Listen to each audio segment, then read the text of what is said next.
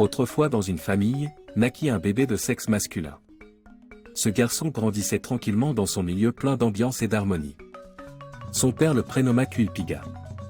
Quand il eut 6 ans, Cuilpiga fut commis à la garde des moutons avec ses camarades d'âge. Quand ils se retrouvaient entre eux, ses amis le taquinaient, jusqu'à l'agacer.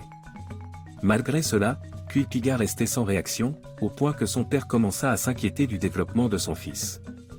Lorsque Cuilpiga eut 8 ans, son père décida de le mettre à l'épreuve.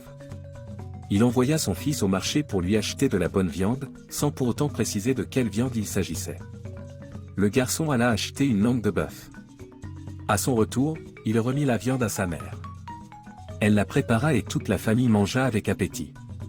La semaine qui suivit, son père l'appela et lui confia encore de l'argent pour aller au marché lui acheter cette fois-ci de la mauvaise viande. Le garçon se rendit au marché. Devant le boucher, il hésita, puis après 1000 réflexions, il acheta une langue de bœuf. À la maison, la maman prépara le morceau que tout le monde de nouveau mangea avec appétit. Le père, étonné du comportement de son fils, l'appela et lui demanda. « Mon fils, pourquoi m'as-tu acheté une langue de bœuf les 2 fois que je t'ai envoyé ? » À mon sens papa, la langue est à la fois mauvaise et bonne.